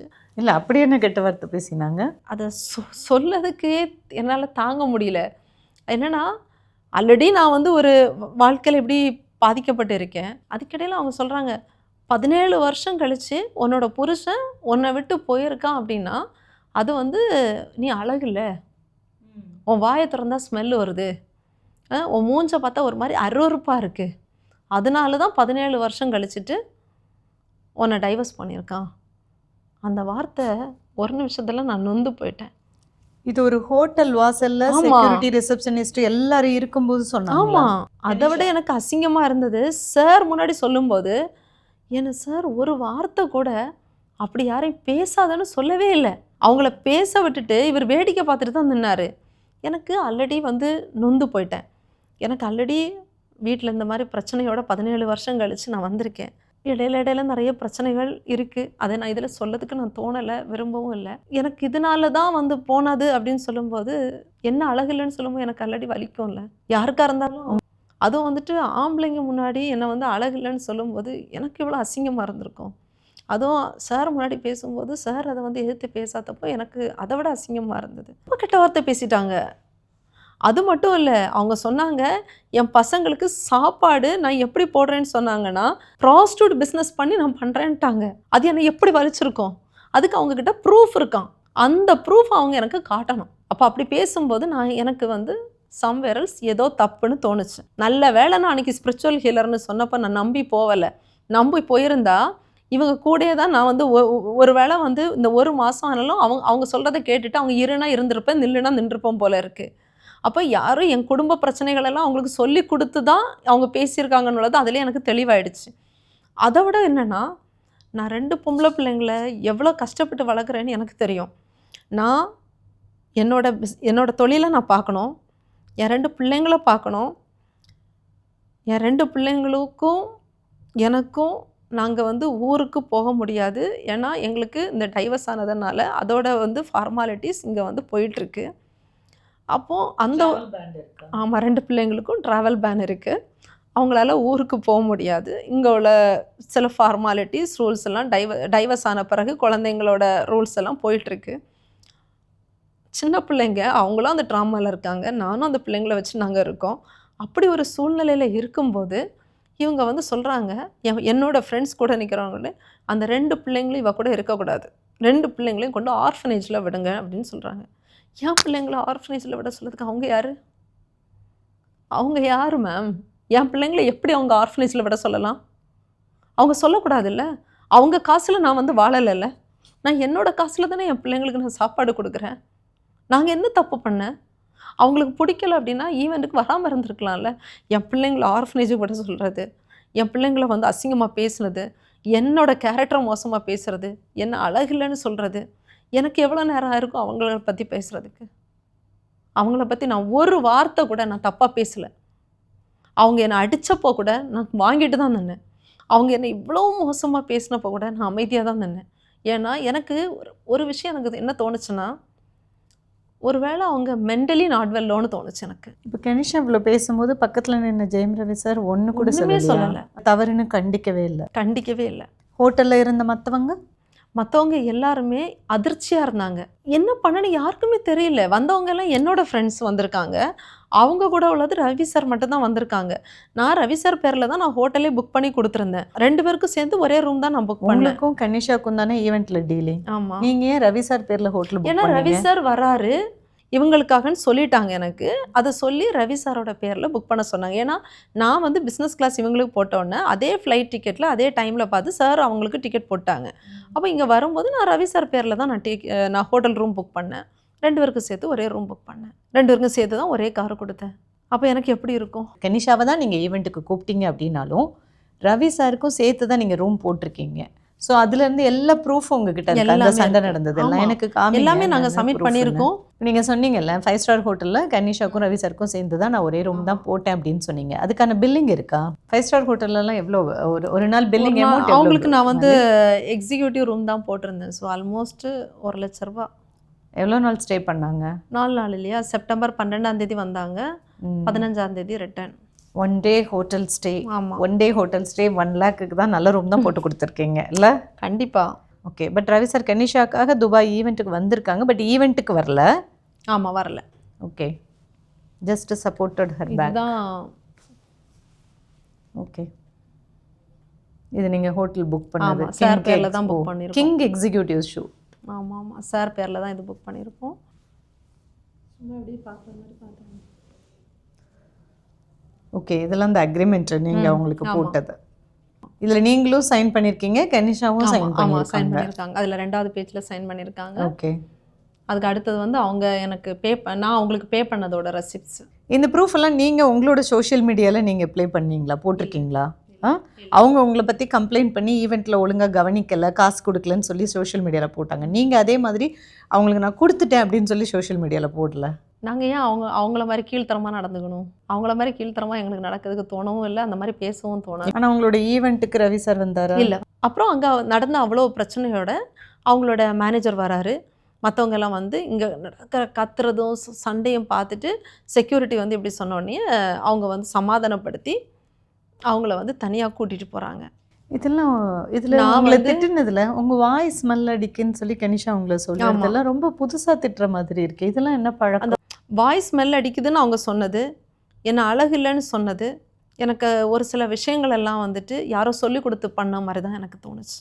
என் வீட்டுக்குள்ளேயே அடிக்கடி அந்த வார்த்தையை நான் கேட்டிருக்கேன். அந்த வார்த்தையை நான் கேட்டதும், இவங்க சொன்னதும், இவங்க என்னோட பர்சனல் லைஃப்பை பற்றி பேசினதும் எல்லாமே பயங்கரமாக இருக்குது, டிஃப்ரெண்ட்டாக. அவங்க சொன்ன வார்த்தைகள் இருக்குல்ல, எனக்கு அவங்க ப்ரூஃப் தரணும். இல்லைன்னா நான் ஊருக்கு வந்தப்புறம் நான் அவங்கக்கிட்ட நான் நேராக பார்த்து கேட்பேன். நான் கண்டிப்பாக கேட்பேன். அவங்கள நான் பார்த்தா எனக்கு அன்னைக்கு நான் பேசுறதுக்குள்ள தைரியம் எனக்கு கடவுள் தரல. அவங்க எதிர்பார்க்காத அளவுக்கு அப்படி பேசினாங்க. ஆனால் இப்போ நான் அவங்கள பார்த்தேன்னா நான் கண்டிப்பாக அவங்கக்கிட்ட கேட்கக்கூடிய ஒரே கேள்வி என்ன கேட்பேன்னா, நான் தப்பான பொண்ணு, தப்பானவா அப்படின்னு சொல்லிட்டு அவங்கக்கிட்ட ப்ரூஃப் இருக்குன்னு சொன்னாங்க. அந்த ப்ரூஃப் அவங்க எனக்கு வந்து காமிக்கணும். 2வது, என் பிள்ளைங்களை ஆர்ஃபனேஜில் கொண்டு விடணும்னு சொல்லி அவங்களுக்கு சொன்னது யார்? அவங்க யார் என் பிள்ளைங்களை ஆர்ஃபனேஜில் கொண்டு விடணும்னு சொல்லதுக்கு? என்ன அழகில்லைன்னு அவங்க சொன்னது கூட எனக்கு பிரச்சனை இல்லைங்க. அவங்க என்ன அழகில்லைன்னு சொல்கிறதுனால எனக்கு ஒன்றும் குறைஞ்சு போகாது. கரெக்டாக? என்ன அவங்க அழகில்லைன்னு சொன்னா என்ன, யாருமே என்ன அழகில்லைன்னு சொன்னா என்ன ஒன்றும் பாதிக்காது. ஏன்னா என் குடும்ப வாழ்க்கையே எனக்கு போயிடுச்சு. அதனால எனக்கு அதை பற்றி வருத்தமே இல்லை. அழகில்லை தான், ஆமாம் போட்டோம், அழகில்லை வாய்னாருது, ஓகே போட்டோம். என்ன என் பசங்க 2 பேரும் அழகில்லைன்னு சொல்லாத வரைக்கும் எனக்கு சந்தோஷம். மற்றபடி இந்த உலகத்தில் யார் என்ன அழகில்லைன்னு சொன்னாலும் எனக்கு பிரச்சனை இல்லை. ஐயோ, இதுக்கு நீங்க இல்லை ஃபீல் இல்லை எனக்கு பிரச்சனை பண்றீங்க. இல்லை. ஏன்னா அது அந்த வலி அந்த இடத்துல இருக்கவங்களுக்கு தான் அந்த வலிக்கும், மற்றவங்களுக்கு அது வலிக்காது. அந்த வார்த்தை ஏற்கனவே நீங்க வீட்டுக்குள்ள அந்த தாம்பத்திய வாழ்க்கையில கேட்டிருந்ததுனால உங்களுக்கு ரெண்டும் கனெக்டட் ஆமாம், எனக்கு ஆயிடுச்சு. எல்லாமே கனெக்ட் ஆகுது. அப்போ அது எனக்கு நீங்க எல்லாமே ஷாக் connect ஆயிட்டீங்க. பட் ஒரு பெண் இன்னொரு பெண்ணை இந்த வார்த்தைகளால சொல்லியிருந்திருக்கவே கூடாது. இது ரொம்ப தவறு. இது ஒரு டைப் ஆஃப் பாடி ஷேமிங் தானே இது. யாரை சொல்லுறதுக்கு என்ன? கடவுள் படைச்சாரு 2 கண்ணு, மூக்கு, உடம்பு. இதில் இன்னொருத்தங்களை நீ அழகா இல்லை, அறிவா இல்லை அப்படின்லாம் பேசவே கூடாது. நாகரிகம் தெரிஞ்சவங்க, மனிதர் மதிக்க தெரிஞ்சவங்க யாரும் சொல்ல மாட்டாங்க. ரவி சாருக்கும் 2 பிள்ளைங்க இருக்காங்கல்ல. ரவி சார் வந்துட்டு முன்னாடி வச்சு தானே இவங்க சொன்னாங்க என்ன ஆர்ஃபனேஜ் கூட்டிகிட்டு போங்க அப்படின்னு. அப்போ ஏன் அவருக்கு தோணவே இல்லையா குழந்தைங்களை அப்படி ஆர்ஃபனேஜ் கொண்டு போன்னு சொல்லும்போது அவர் ஏன் ஸ்டாப் பண்ணியிருக்கலாமே மேம்? அவர் ஏன் ஸ்டாப் பண்ணல? நானும் ஒரு பொண்ணு தானே. என்னோட கேரக்டரை பற்றி பேசும்போது அவர் ஏன் ஸ்டாப் பண்ணல? அவர் பெரிய ஆள் இல்லை. அவர் அடைக்கல சொல்லியிருக்கணும். இவங்க சொல்கிறத அவங்க கேட்ட மாதிரிலாம் இருக்குது. Correct Merlin. இதை நீங்கள் அந்த இடத்துலயே நீங்கள் சார்கிட்ட என்னால் கேட்க முடியல. ஏன்னா நான் ஃபோனில் நான் பேசின ரவி சார் இல்லை, நான் நேராக பார்த்த ரவி சார். அந்த டைமில் எதிர்பார்க்காத ஒரு சம்பவம் நடக்கும். என்ன அறியாமல் நான் தான் கத்தி அழுதேன். நான் அந்த ஹோட்டலில் நான் நின்று நான் கத்தி அழுதுட்டு நான் அப்படியே எழும்பி போயிட்டேன். அப்புறம் அவங்களோட டீமும் என்னோட டீம்ல உள்ளவங்கள தான் கூட்டிட்டு போய் சமாதானப்படுத்தி பேசுறாங்க. கூட அவங்க செலிபிரிட்டின்ற ஒரு சைடு இருக்காங்க கனிஷா. ஒரு துபாய்க்கு ஒரு ஹோட்டலுக்கு வரும்போது அந்த ரிசப்ஷனில் வச்சு உங்ககிட்ட இவ்வளோ சண்டை போகணும்னு அவசியம் இல்லை. தனியாக கூட்டிகிட்டு போய் கூட அதை 4 பேர் முன்னாடி இல்லாமல் கூட பண்ணலை. அந்த பேஷன்ஸும் இல்லையா? ஏன் தப்பு தானே? அவங்கள செலிபிரிட்டி மாதிரி கிரியேட் பண்ணி ஆப்பர்ச்சுனிட்டியை முதல்ல கொடுத்து நான் துபாயில் ஃபஸ்ட்டு கான்சர்ட் அவங்களுக்காக நான் அரேஞ்ச் பண்ணி ப்ரொமோட் பண்ணது என்னோட தப்பு தானே. அதான் அந்த கர்மா என்னை அடிச்சிச்சு. 2025 செப்டம்பர் 13 ஈவெண்ட்னா 12ஆம் தேதி இவ்வளவு நடக்கும். ஆமாம், செப்டம்பர் 12ஆம் தேதி மத்தியானம். அப்புறம் எப்படி சமாளிச்சிங்க ஈவெண்ட் வரைக்கும்? எப்படா அவங்க இங்கேருந்து கிளம்பிடுவாங்கன்னு தான் எனக்கு இருந்துச்சு. அவங்க ஈவெண்ட்டுக்கு வரணும்னு நான் நினைக்கவே இல்லை. ஏன்னா எனக்கு அதுக்கப்புறம் வேலை பார்க்க தோணவே இல்லை. என்னோட மைண்டு ஃபுல்லாகவே என்னை அழகில்லைன்னு சொன்ன ஒரு ஏக்கம், என்னை தப்பாக சொன்னது ஒரு வேதனை, என் பசங்களை எப்படி பேசின ஒரு வேதனை. இந்த இடத்துல நான் அவங்களுக்கெல்லாம் கண்டிப்பாக நான் ஒரு மன்னிப்பு சொல்லியே ஆகணும். என்னால் கரெக்டாக அவங்கள பண்ண முடியல. ஏன்னா இவங்க கொடுத்த ஒரு டென்ஷன்னால் அவங்க யாருக்கும் என்னால் முடிஞ்ச அளவுக்கு நான் பண்ணேன். ஆனால் என்னால் ஒரு ப்ராப்பராக எங்களுக்குன்னு ஒரு இது இருக்குது, அந்த அளவுக்கு ப்ராப்பராக எங்களால் ரிசீவ் பண்ண முடியல. ஸோ அன்றைக்கி நைட்டு இப்படி போயிடுச்சு. அப்புறம் அடுத்த நாள் காலையில் பேலன்ஸ் 5 லட்ச ரூபாவும் நான் அவங்களுக்கு அவங்க மேனேஜரும் என்னோடய டீம்லேருந்து ஒரு மெம்பரும் 2 பேர்ட்டி என் ஸ்டாஃப் மூலமாக கொடுத்து விட்டேன். அப்போ கொடுக்கும்போதும் அவங்க வரணும்னு நினச்சி நான் கொடுக்கல. எனக்கு நான் சொன்ன வாக்குக்கு நான் கொடுக்கணும்னு நினச்சேன், அதை கொடுக்குறேன். ஆனால் வர்றதும் வராததும் அவங்க விருப்பம் அப்படின்னு சொல்லிட்டு தான் நான் கொடுத்து விட்டேன். அதையும் வர வேணாம்னு நினைக்கிறவங்க தமிழ்நாட்டிலேருந்து துபாய்க்கு பறந்து வந்திருக்க வேண்டாம்ல? எனக்கு நடந்த இன்சிடெண்ட்னால அவங்க வருவாங்களான்னு எனக்கு தெரியாது, வரமாட்டாங்களான்னு எனக்கு தெரியாது. ஆனால் என்னோட மனசில் அவங்க வரலனாலும் நான் ஓகே தான். எனக்கு இந்த தலைவலியிலேருந்து நான் வெளியில் வந்தால் போதும் அப்படின்னு தான் இருந்தது. ஏன்னா என்னோட லைஃப்பில் நான் இனிமேல் முகத்தில் பார்த்துடவே கூடாதுன்னு ஒரு யாரை பார்க்கக்கூடாது? கெனிஷாவை என் லைஃப்பில் பார்த்துடவே கூடாதுன்னு. கெனிஷான்னு இல்லை, 2 பேருமே என்னோடய லைஃப்பில் நான் பார்க்கக்கூடாதுன்னு தான் என்னோட எண்ணம் எனக்கு இருந்துச்சு.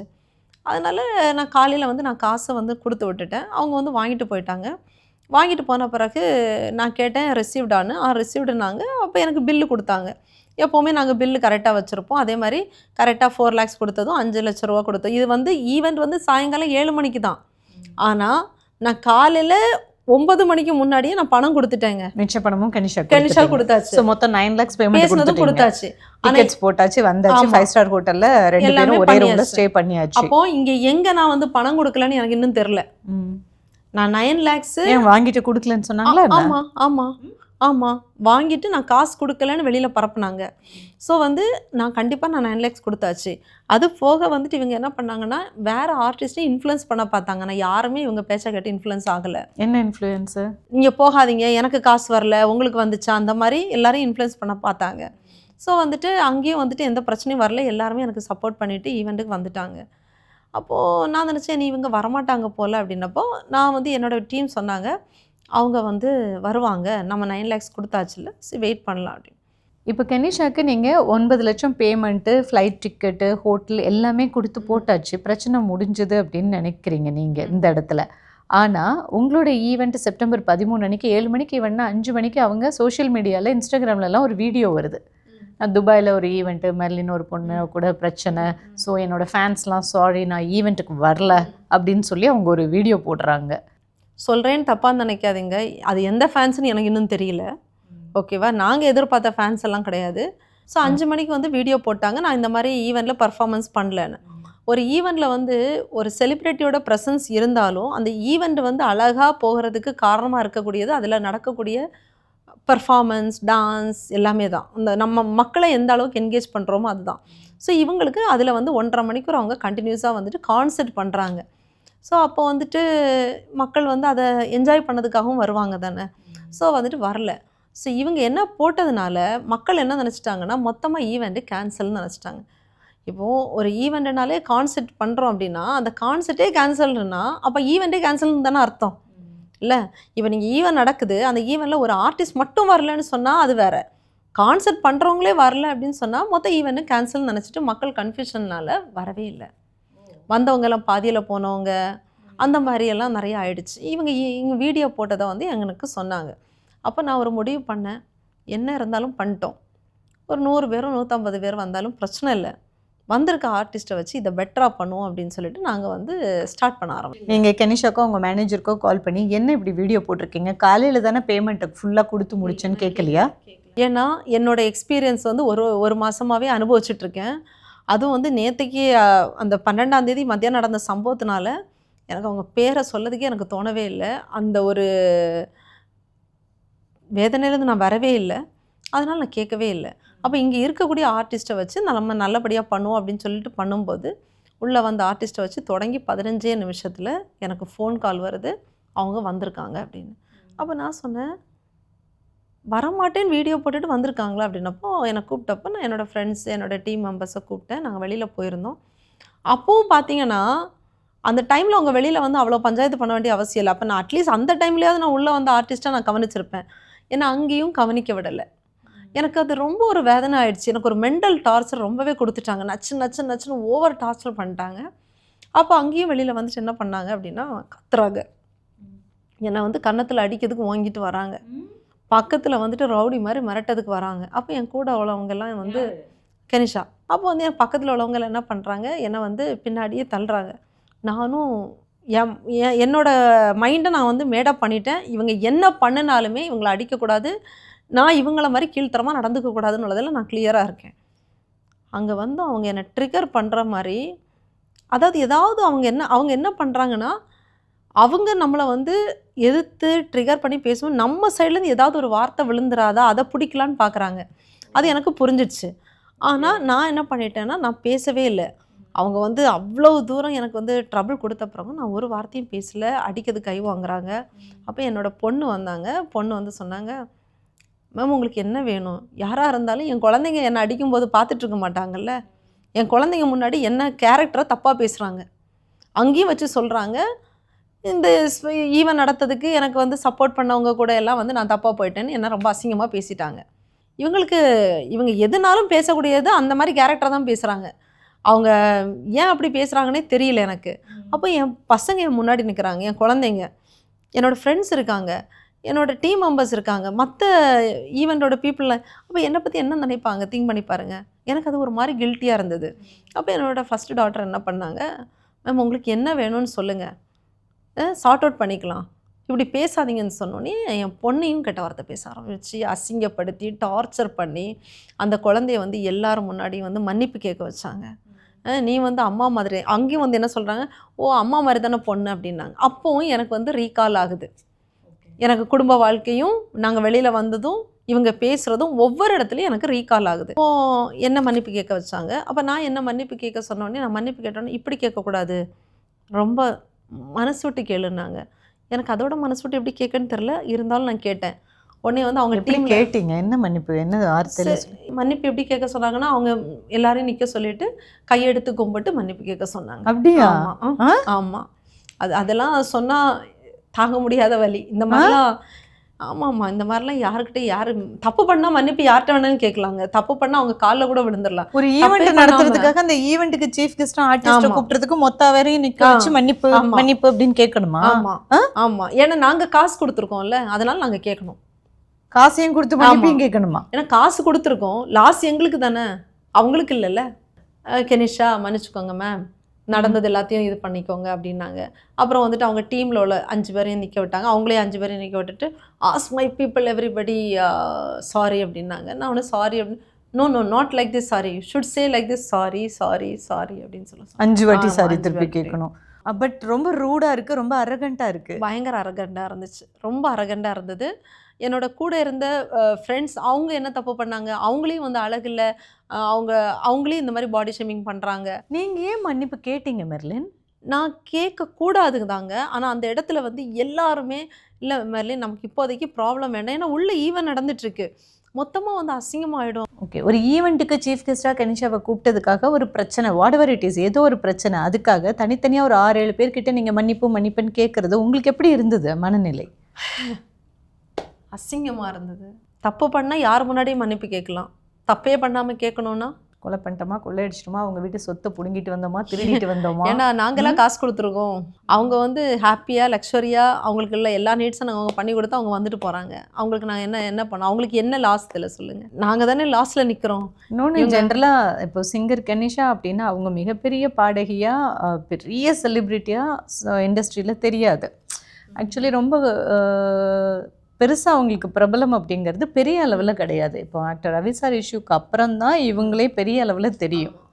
பட் நீங்களும் ரவி சார் கூட வந்துருவாருன்னு தான் கெனிஷாவை நீங்கள் சீஃப் கெஸ்டாக கூப்பிட்டுருக்கீங்க. கண்டிப்பாக அதனால அந்த இடத்துல வந்து ஒரு ஒரு ஒரு ஒரு சின்ன ஒரு ஒரு ஒரு எண்ணம், இவரை கூப்பிட்டா பை ஒன் கெட் ஒன் நீங்கள் யோசிச்சது, இவங்களை நீங்கள் ஒரு கான்சர்ட்னு பாடுறதுக்கு இவ்வளோ செலவு பண்ணி துபாய்க்கு ஃபர்ஸ்ட் டைம் கெனிஷாவை கான்சர்ட்டுக்கு பாட கூப்பிட்டுருக்கீங்க. இதுவரை அவங்க கான்சர்ட்டுக்கு வந்தது இல்லை. இங்கேன்னு இல்லை, அவங்க அந்த டைமில் வந்து அறிமுகம் ஆனப்புறம் அவங்க எங்கேயுமே கான்சர்ட் பண்ணல, இதுவரை பாடுனதே இல்லை. இப்போ பண்ணியிருக்காங்கன்னு நினைக்க, ஏதோ கேரளாவில் ஏதோ பண்ணாங்க. பட் ஆனால் என்னோட தான் ஃபர்ஸ்ட் ஈவெண்ட் இருந்துச்சு கான்சர்ட்டு. ஆக்சுவலி நாங்களும் அவங்களுக்கு ரொம்ப அழகாக பிளான் பண்ணியிருந்தோம். ஃபர்ஸ்ட் ஒரு எல்லாத்தையும் கான்சர்ட்டுக்கு பைசா கொடுத்து பாட கூப்பிடும்போது நாமளும் எந்த அளவுக்கு மியூச்சுவலாக அந்த ரெஸ்பெக்ட்ன்றது இருந்திருக்கணும் இல்லையா? ஆமாம் இருந்திருக்கணும். இல்லை இப்போ நீங்கள் சொல்கிற இந்த சம்பவம் எல்லாத்துக்குமே ப்ரூஃப் இருக்குது, எல்லாமே இருக்குது. ப்ரூஃப் இல்லாமல் இங்கே எதுவுமே பண்ண முடியாதுங்க. நாங்கள் வந்து இங்கே என்ன பண்ணினாலுமே அக்ரிமெண்ட் போட்டு ஒன்னொன்னுக்கு ரெசிப்ட் வச்சு எல்லாம் இந்த சம்பவம் நடந்ததுக்கான சிசிடிவி ரெக்கார்டட் ப்ரூஃப் எல்லா இடத்துலயும் இருக்கும். எல்லாமே இருக்காதுல்ல, எல்லா ப்ரூஃபும் எல்லா இடமும் இருக்கும். ப்ரூஃப் இல்லாமல் எதுவுமே இங்கே நடக்காதுங்க. சரி, நீங்க மன்னிப்பு கேட்டீங்க, கெனிஷா உள்ள வந்து அதுக்கப்புறம் சந்தோஷமா பாடினாங்களா? உள்ள வந்தாங்க, உள்ள வந்து சந்தோஷமா பாடினாங்க. அப்பவும் எனக்கு பயமா இருந்துச்சு. அப்போ வந்து அவங்க முன்னாடி வந்து நல்ல அழகா பெர்ஃபார்ம் பண்ணிட்டு ரொம்ப நல்லவங்க மாதிரி எல்லாமே பண்ணி முடிச்சுட்டு சொல்லாம கொள்ளாம கிளம்பி இமீடியட்டா போனாங்க. ஸ்டேஜ் ஈவெண்ட்ல சூப்பரா பெர்ஃபார்ம் பண்ணிட்டு அவங்க வந்து எல்லாத்தையும் நல்ல வார்ம் வெல்கமிங்காக எல்லாம் பண்ணிட்டு போயிட்டாங்க. அங்கே வச்சு ஸ்டேஜில் வந்து பார்த்தீங்கன்னா அங்கே வந்து தேங்க்யூ WIT, தேங்க்யூ மெர்லின்னு சொன்னாங்க. அப்படியா? ஆமா. அப்ப இது டூவல் கேரக்டரா இருக்குல்ல. ஆமா, ஸ்டேஜ்ல வந்து வெல்கமிங்கா தேங்க்யூ அப்படின்னு பேசுறதும், ஸ்டேஜுக்கு பின்னாடி வந்து ஏய் மன்னிப்பு கேளு அப்படின்னு பேசுறதும் டூவல் கேரக்டர் இல்ல. ஆமா, ஆக்சுவலி டூவல் கேரக்டர் சமாளிக்கிறது ரொம்ப கஷ்டம். ஆமாம். ஸோ வந்து நான் உள்ளுக்குள்ளே போகவே இல்லை. நான் ஈவெண்ட் டைமில் நான் வெளியில் தான் நின்றுட்டே இருந்தேன். அவங்க உள்ள பெர்ஃபார்மெண்ட் வெளில போனப்புறம் தான் நான் போனேன். அப்போது அவங்க வந்துட்டு போயிட்டாங்க. அப்போ நான் அவங்க டீமில் கேட்டேன், இப்போ எல்லாமே ஓகே அப்படின்னு கேட்டப்போ அவங்க எல்லாரும் சொன்னாங்க எவ்ரிதிங் இஸ் ஃபைன், எல்லாம் நார்மல். எப்பாடா தலைவலி முடிஞ்சுது, ஏன்னா இதுக்கு மேலே சேட்டை பண்ண மாட்டாங்க அப்படின்னு உள்ளது எனக்கு கிளியராக இருந்தது. ஆனால் அடுத்த நாளைக்கு முன்னாடி நல்லா பேசிகிட்டு இருக்கும்போதே என்னாச்சு, நான் அப்போ அந்த டைமில் செப்டம்பர் 14 இங்கே வந்து கிரிக்கெட் ஸ்டேடியமில் டோர்னமெண்ட் இருந்தது, ஃபைனல்ஸ். ஆனால் அங்கேயும் அவங்க என்ன பண்ணாங்க அப்படின்னா, செப்டம்பர் 14 அங்கே டோர்னமெண்ட்டில் இருக்கும்போதே செப்டம்பர் 14 இன்ஸ்டாகிராமில் வந்து ஸ்டோரி என்னை பற்றி தப்பாக என் பேரை சொல்லி எழுத ஆரம்பித்தாங்க. காலையில் எழுதினவங்க சாயங்காலம் வர விடவே இல்லைங்க. என்னை பற்றி ரொம்ப மோசமாக ஸ்டோரி போட ஆரம்பித்தாங்க. சரியில்லை, காசு கொடுக்கல, அது பண்ணல, இது பண்ணல, ஒழுங்காக கவனிக்கலை, இவ சரியில்லை, எல்லாரும் சேர்ந்து வந்து இவளை வந்து ஈவெண்ட்டே இங்கே பண்ண விடக்கூடாது, இவளை வந்து ஈவெண்ட் கம்பெனியை க்ளோஸ் பண்ணணும், ஸ்டாப் பண்ணணும். ஆமாம், இங்கே இருக்கக்கூடிய தமிழ் மக்களே எல்லாருமே நீங்கள் வந்து அப்படி பண்ணணும் இப்படி பண்ணணும் போடுறாங்க. ஸோ உங்க பிஸ்னஸே கனிஷா கொலாப்ஸ் பண்ணி ஸ்டோரி போட்டாங்க. ஆமாம். இந்த ஊரில் வந்து எப்படின்னா நம்ம யாரையும் வந்து அவதூறாக பேசக்கூடாது, யாரையும் பற்றி தப்பாக வந்துட்டு எழுதக்கூடாது. ஏன்னா நமக்கு ஏதாவது தவறுகள் நடந்தால் நம்ம வந்து காவல் நிலையத்தில் தான் சொல்லணும். அவங்க அதுக்குள்ளே தண்டனையே கொடுப்பாங்க. அந்த தண்டனை வந்து கரெக்டாகவே இருக்கும். ஏன்னா இந்த ஊரை பொறுத்தளவில் நான் இந்த ஊரில் 20 வருஷமாக இருக்கேன். ஏழையாக இருந்தாலும் சரி, பணக்காரனாக இருந்தாலும் சரி, எவ்வளோ பெரிய ஆளாக இருந்தாலும் தண்டனை தான். எல்லாருக்கும் நியாயம்தான். ஸோ அந்த ஒரு நம்பிக்கை எனக்கு இருந்துச்சு. இருந்தாலும் நான் வந்து எதையுமே நான் வந்துட்டு நம்ம இந்த ஊரில் வாழ்ந்துட்டுருக்கோம், இவங்க இப்படியெல்லாம் எழுதுகிறாங்க, நான் எழுதவே இல்லை. அப்போது பொறுமையாக பார்த்தாங்க. 2-3 மணிக்கு ஒரு மத்தியானம் வரை பார்த்தாங்க. நான் ரிப்ளை பண்ணாதோடனே என்ன பண்ணாங்கன்னா, எனக்கு வாட்ஸ்அப்பில் ஒரு மெசேஜ் பண்ணாங்க. எனக்கு சாப்பாட்டு பில்லு வேணும், உனக்கு இது லாஸ்ட்டு சான்ஸு, நான் கேட்குற மாதிரி நீ எக்ஸ்ட்ரா பணம் நீ கொடுக்கல அப்படின்னா நான் இன்னும் எழுதுவேன் அப்படின்னாங்க.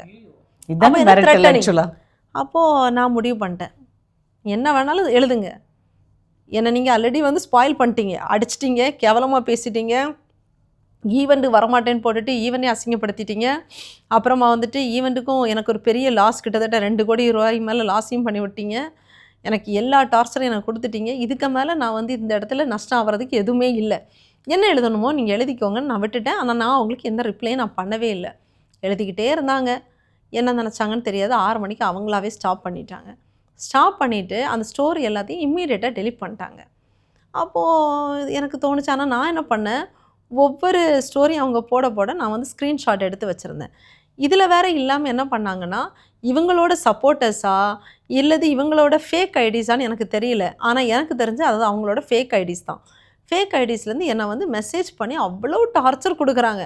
அந்த எஸ்ஏ மெசேஜ் எல்லாம் பார்க்கும்போது எனக்கு என்ன ஃபீல் ஆச்சுன்னா, அதுவும் கெனிஷா மேம் தான் பண்ணாங்கன்னு எனக்கு தோணுது. ஏன் என்ன இருந்தது அந்த மெசேஜில்?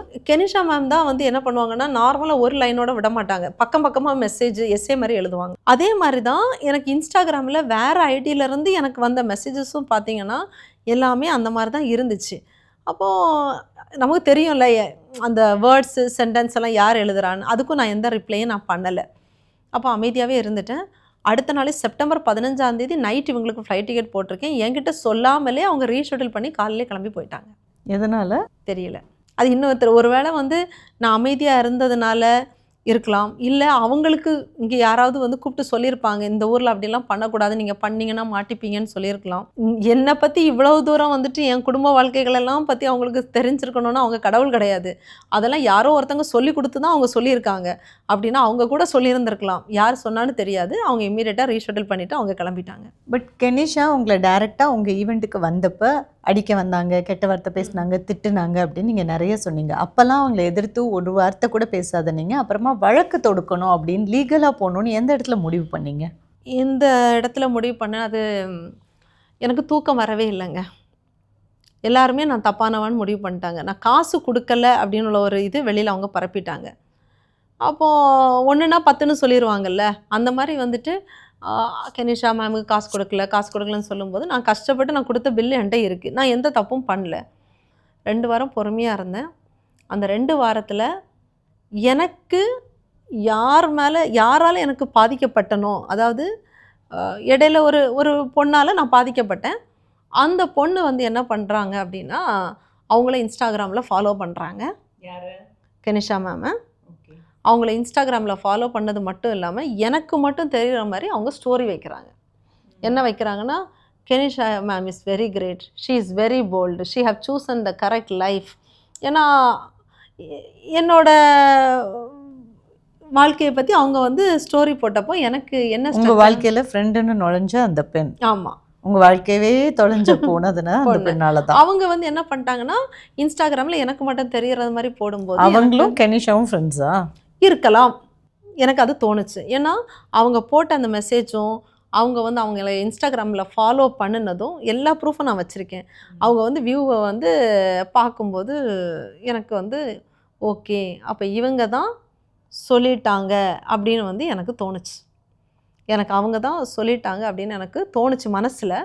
பட் ஆனால் நான் எதுவும் தோணலை. பட் ஆனால் நான் என்ன யோசித்தேன்னா, இதுக்கு மேலே நான் இருந்தேன்னா என் குழந்தைங்களும் என்னை மதிக்க மாட்டாங்க, தப்பே பண்ணாமல் நான் ஏன் இப்படி இருக்கணும் அப்படின்னு சொல்லிட்டு நான் என்ன பண்ணேன், என்னோடய லாயரை பார்த்துட்டு நான் இங்கே போயிட்டு கேஸ் ஃபைல் பண்ணேன். கேஸ் ஃபைல் பண்ண உடனே என்னோடய சைடு மட்டும் கேட்டுட்டு அவங்க வந்து கொடுக்க மாட்டாங்கல்ல. அது வந்து கிட்டத்தட்ட 6 மாதம் போச்சு. ஏன்னா அவங்க இந்த ஊரில் இல்லை. அவங்க இந்த ஊரில் இருந்திருந்தாங்கன்னா 15 நாளையில முடிஞ்சிருக்கும். ஜென்ரலாக துபாய் நாட்டு சட்டப்படி ஒரு வழக்கு பதிவு பண்ணும்போது 1 to 2 வாரத்தில் அதுக்கான தீர்ப்பு வந்துடும். இது இப்போ 2025 நடந்ததுக்கு உங்களுக்கு 2026 மேலே தான் வந்தது. தீர்ப்பு அதுக்கு வந்திருக்கு. காரணம் என்ன அப்படின்னா, ஃபஸ்ட்டு காவல் நிலையத்தில் போச்சு. அங்கேருந்து அவங்க வந்து விசாரிப்பாங்க. இவங்க வந்து வேற இந்த ஊரில் இல்லை, அவங்களுக்கு நிறைய தடவை வந்துட்டு அவங்களுக்கு மெயில் பண்ணாங்க, நிறைய இது பண்ணுவாங்க. ஸோ அங்கே எந்த ரெஸ்பாண்டும் இல்லைன்னு உள்ளதுக்காக ஒரு ஜட்ஜ்மெண்ட் கொடுக்க மாட்டாங்க. உடனே நான் கொடுத்த வாக்குப்படி எல்லாம் கேமராஸ் பார்ப்பாங்க, எல்லாமே விசாரிப்பாங்கல்ல, எதுவும் விசாரிக்காமல் எனக்காக பண்ண மாட்டாங்கல்ல. ஸோ அதனால் விசாரித்து அதனால் எனக்கு டிலே ஆகி கிடச்சிது. ஓகே, இப்போ என்னென்ன வழக்குகள்லாம் போட்டீங்க, என்ன தீர்ப்பு வந்திருக்கு? கெனிஷா மேலே போட்டிருக்கிறது வந்து 3 கேஸ் போட்டிருக்கேன். ஒன்று வந்து ஃபஸ்ட்டு கிரிமினல் கேஸ், அது வந்து தீர்ப்பு வந்துருச்சு. அடுத்தது வந்து மானநஷ்டேடு போட்டிருக்கேன், அடுத்தது இருக்குது. இன்னும் 2 வழக்குகளுக்கு தீர்ப்பு வரணும். ஆமாம் ஆமாம். பேங்க் வேலையை விட்டுட்டு ஈவென்ட் மேனேஜ்மெண்ட் கம்பெனி தான் டிசைட் பண்ணிட்டீங்க. இந்த நேரத்தில் நீங்கள் ஒரு செலிபிரிட்டி எதிர்க்கிறோமே அப்படின்னு நினச்சிங்களா? இப்போ அவங்களோட ஃப்ரெண்ட்ஸ் எல்லாமே பெரிய பெரிய செலிபிரிட்டிஸ். இந்த இடத்துல கெனிஷாவை எதிர்க்கிறது மூலியமாக நீங்கள் நியாயம்னு நினச்சி எல்லா ஆதாரங்களையும் வச்சுருந்தாலும் கூட ஒரு பெரிய செலிபிரிட்டி சைடு நம்ம எதிர்க்கிறோமே அப்படின்ற பயம் உங்களுக்கு இல்லையா? எல்லாரும் சொல்லியிருப்பாங்கல்ல, இவங்க கூட போய் சண்டை போடுறியே, ஏமா ஈவெண்ட் பண்ணிட்டு அப்படின்னு கேட்பாங்க தானே? இருக்குது. பட் ஆனால் வந்து நான் பிறக்கும் போதோ, நான் வந்து படிக்கும் போதோ, நான் வந்து இந்த ஊருக்கு வந்தப்போவோ நான் ஈவெண்ட்டை நம்பி நான் வரல. ஓகேங்களா? நான் வந்து பேங்க்கில் தான் வேலை பார்த்தேன், எல்லாமே வந்தேன். இப்போது நான் என்ன நம்புகிறேன்னா, நீங்கள் சொன்ன ஒரு பாயிண்ட் கரெக்டு தான். ஆனால் நான் நியாயத்தை தான் பேசியிருக்கேன், உண்மைக்கு தான் நான் போராடுறேனே தவிர ஒருத்தங்களை நான் வந்து பர்சனல் வெஞ்சன்ஸில் நான் பழி வாங்கலை. எனக்கும் அவங்களுக்கும் பர்சனலாக எதுவுமே கிடையாது.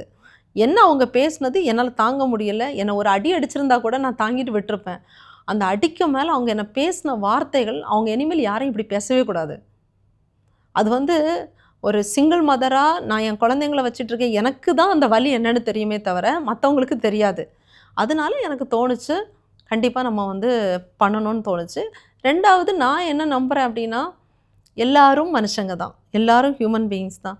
ஒருவேளை அவரோட நண்பர்களாக இருந்து கூட எனக்காக வந்து நீங்கள் சொல்கிறது மாதிரி அடுத்த தடவை நாங்கள் ஈவெண்ட்டுக்கு கூப்பிட்டு வரலைன்னா கூட, அந்த மீடியாலேயும் நல்ல உள்ளங்கள் நிறையவே இருக்காங்க. இல்லை மெர்லின் சைடு நியாயம் இருக்குது, அதனால் கண்டிப்பாக நம்ம போவோம் அப்படின்னு அவங்க நினச்சாங்க அப்படின்னா ஆல்வேஸ் வெல்கம். கண்டிப்பாக வருவாங்க, கண்டிப்பாக எல்லாரும் வருவாங்க. எனக்கு அந்த நம்பிக்கை இருக்குது. ஏன்னா இதுவரை நான் வந்து என்னோடய எக்ஸ்பீரியன்ஸில் 2.5 வருஷமாக நான் வந்து ஈவெண்ட் பண்ணதில் எல்லா பெரிய பெரிய ஆர்டிஸ்ட்டையும் நாங்கள் பார்த்துட்டோம், எல்லாரையும் நாங்கள் பார்த்துட்டோம். எல்லோரும் நம்ம ஈவெண்ட்ஸு வந்திருக்காங்க, யாருமே வந்து முகம் கொண்டதே கிடையாது. எனக்கு இன்னும் நம்பிக்கை இருக்குது, என் சைடு வந்து நியாயம் இருக்குது அப்படின்னு உள்ளது தெரிஞ்சால் கண்டிப்பாக வருவாங்கன்னு எனக்கு தோணுது. வரதும் வராததும் அவங்க விருப்பம். ஆனால் வந்தால் என்றைக்குமே அவங்களோட வார்ம் வெல்கமிங் எங்கள் சைடு. இவ்வளோ நேரம் பேசினதில் மெர்லின் என்னென்ன ஈவெண்ட் பண்ணியிருக்காங்க அப்படின்லாம் சொல்லலை. முதல்ல மகாராஜா படத்தை துபாயில் புர்ஜ் கலிஃபாவில் ப்ரமோஷன் பண்ணி அந்த லோகோ வர வச்சது மெர்லினோட ஈவெண்ட் கம்பெனி தான் இல்லை? இது அது மட்டும் இல்லை, ஆக்டர் சிவகார்த்திகேயன், ஆக்டர் சந்தானம், அப்புறம் மினிஸ்டர் லெவலில் எல்லாமே பொலிட்டிக்கல் ஈவெண்ட்டாக இருக்கட்டும் இல்லையா, வேறு சோஷியல் ஈவெண்ட்ஸாக இருக்கட்டும், கார்ப்பரேட் ஈவெண்ட்ஸ் நிறைய அவங்க பண்ணிகிட்ருக்காங்க. ஸோ அவங்களோட பேஜ் பார்த்து தான் நான் இதெல்லாம் தெரிஞ்சுக்கிட்டேன். பட் அவங்க எந்த இடத்துலையும் நான் இவ்வளோ பெரிய ஆக்டர்ஸ்க்கு ஈவெண்ட் எல்லாம் பண்ணியிருக்கேன் அப்படிங்கிறத சொல்லவும் விரும்பலை. பட் நான் ஆடியன்ஸ்க்கு சொல்கிறேன். ஓகே, இந்த நேர்காணல் வந்து எனக்குமே ரொம்ப வித்தியாசமான ஒரு நேர்காணல் தான். இப்போ நம்ம துபாய்க்கு ஆண்டர்ப்ரனர்ஸ் ஈவெண்ட் ஒன்று பண்ணுறதுக்காக நம்ம வந்தோம். வந்ததில் ஆண்டர்ப்ரனர் இன்டர்வியூஸ் எடுத்திருக்கேன். பட் இங்கே மெர்லினை சந்தித்து இந்த விஷயங்களை பேசும்போது தமிழ்நாட்டிலேருந்து துபாய்க்கு வந்து ஒரு ஈவெண்ட்டை நடத்துறது எவ்வளோ சிரமம் எல்லாமே நிறைய விஷயங்கள் அவங்க சொல்லிட்டு இருந்தாங்க. அதை தாண்டி தன்னை ஒரு ஆர்டிஸ்ட்டை சீஃப் கெஸ்ட்டாக கூப்பிடும்போது தன்னை என்ன வேணால் பேசலாம் அப்படின்னு பொறுமையாக இருந்து அவங்க பேசும்போது பொறுமையாக இருந்து இவங்க மன்னிப்பும் கேட்டிருக்காங்க.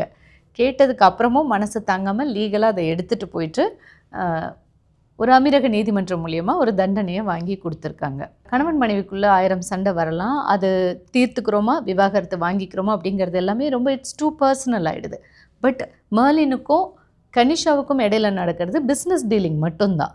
ப்ரொஃபஷ்னலாக ஒரு ஈவெண்ட்டுக்கு நீங்கள் சீஃப் கெஸ்ட்டாக கூப்பிட்ருக்கீங்க, உங்ககிட்ட இருந்து எல்லா பெனிஃபிட்ஸையும் வாங்கிக்கிட்டு அது இல்லை அப்படின்னு சொல்லும்போது, இல்லைன்னு சொன்னால் கூட பரவாயில்ல, அடிக்க வர்றது, திட்டுறது, அவமரியாதை பண்ணுறது, மன்னிப்பு கேளுன்னு டார்ச்சர் பண்ணுறது, இதெல்லாமே இட்ஸ் டூ மச். இது யாருக்கும் பண்ணக்கூடாது அப்படிங்கிறது தான் என்னுடைய பார்வையாக இருக்குது.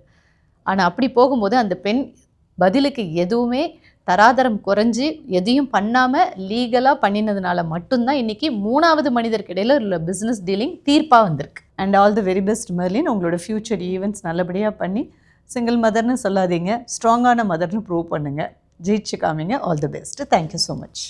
உங்கள் தங்க நகையை விற்று பணம் பெற நம்பிக்கையான நிறுவனம் maths gold. Call 04445454545. EVP Trade and Convention Center, Chennai. The biggest event destination now open for booking with 8,000 plus parking. Contact 85258 11111.